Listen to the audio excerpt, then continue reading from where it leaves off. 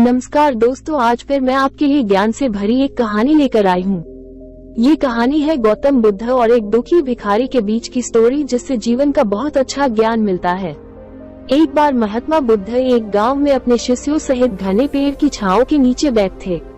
आसपास के गांवों से बहुत से लोग अपनी मानसिक समस्याएं लेकर महात्मा बुद्ध के पास आ रहे थे। महात्मा बुद्ध उन सब की मानसिक परेशानियों का समाधान देते। सब लोग खुशी खुशी अपनी समस्याओं का समाधान पाकर वहां से लौट रहे थे।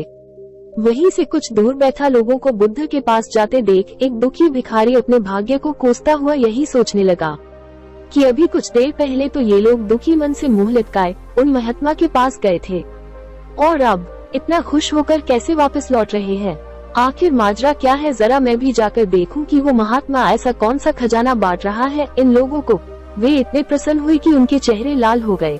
जब वो दुखी भिखारी कुछ नजदीक गया तो उसने देखा कि ये महात्मा तो लोगों को प्रवचन देकर लोगों के दुख का निवारण कर रहे हैं।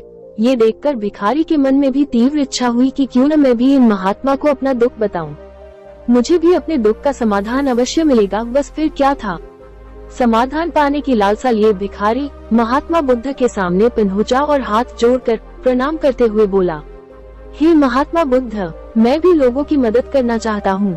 मुझे लोगों की मदद करने की बहुत इच्छा है, लेकिन मैं कैसे मदद कर सकता हूँ? मैं बहुत गरीब हूँ। मेरे पास न तो पैसे हैं और न ही कोई ऐसी चीज जिससे मैं किसी की मदद कर सकूं। मैं कोशिश करने पर भी किसी की मदद नहीं कर सकता। मुझे भगवान ने इतना गरीब क्यों बनाया? हे महात्मा, मुझ पर कुछ कृपा करो। इतना बोलते हुए भिखारी रोने लगा। महात्मा बुद्ध बोले, आप बहुत अज्ञानी है, क्योंकि आप अभी तक इस भ्रम में जी रहे हो कि तुम्हारे पास कुछ नहीं, जबकि दूसरों को कुछ देने के लिए तुम्हारे पास बहुत कुछ है। तुम बिना धन और वस्तु के भी दूसरों की मदद कर सकते हो।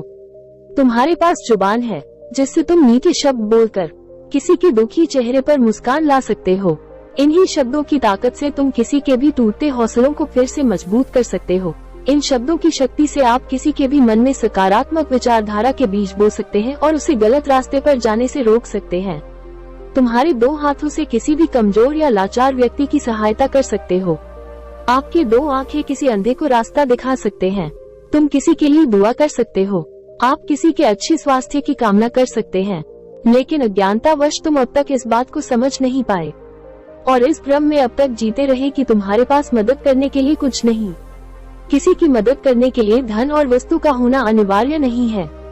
बिना धन और वस्तु के भी हम कई प्रकार से लोगों की मदद कर सकते हैं। महात्मा बुद्ध के ज्ञान से भरे ये सुंदर शब्द सुनकर भिखारी के चेहरे पर मुस्कान आ गई और वह खुशी से झूमता हुआ वहां से चला गया। इस बुद्ध स्टोरी से हमने क्या सीखा? दोस्तों, महात्मा बुद्ध की इन बातों से बहुत कुछ सीखा गया। आजकल बहुत से लोग ये सोचकर दुखी होते हैं कि मेरे पास ये नहीं है, बल्कि जो आपके पास है उसी में संतुष्ट रहना सीखें और बिना मतलब के लोगों की मदद करें। इन्हीं से आपको परम सुख की प्राप्ति होगी। तो दोस्तों, ये स्टोरी आपको कैसी लगी जरूर बताना।